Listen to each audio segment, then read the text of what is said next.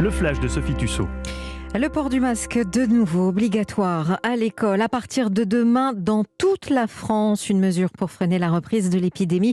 Une épidémie qui flambe en Europe. L'Autriche décide de confiner également à partir de demain toutes les personnes de plus de 12 ans non vaccinées. Décision du chancelier.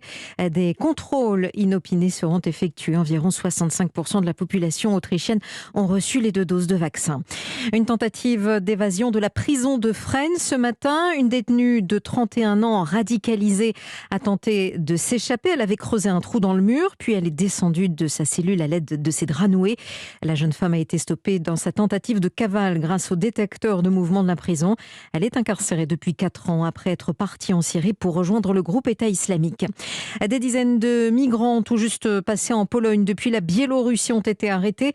Varsovie met en garde contre des flux plus importants à l'approche d'une réunion qui aura lieu demain de l'Union européenne qui vise à élargir les sanctions contre le régime de Minsk.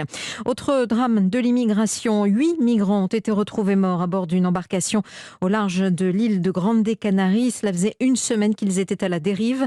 62 personnes se trouvaient sur le bateau. Ils étaient tous pour la plupart d'origine nord-africaine. En Tunisie, plus de 3000 personnes ont manifesté aujourd'hui pour dénoncer un coup d'État du président qui s'est arrogé les pleins pouvoirs. Ils ont défilé à proximité du Parlement tunisien qui est gelé depuis plus de 3 mois.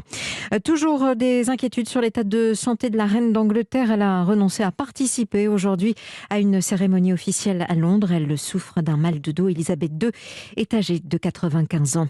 Le rugby, deuxième match de la tournée d'automne pour les Bleus. Deuxième victoire. Le 15 de France s'impose 41-15 face à la Géorgie à 6 jours de leur choc face à la Nouvelle-Zélande. Le football, qualification à l'instant de la Croatie pour la Coupe du Monde au Qatar, après avoir battu la Russie 1-0. En moto, le Grand Prix de Valence, course remportée par l'Italien Francesco Bagnaia et qui restera dans l'histoire justement du Grand Prix moto comme la dernière de son mentor, la légende Valentino Rossi qui prend sa retraite à l'âge de 42 ans. Et on referme ce flash d'information par un mot des courses. Et pour remporter le quintet aujourd'hui, il fallait jouer le 11, le 7, le 6, le 10 et le 13.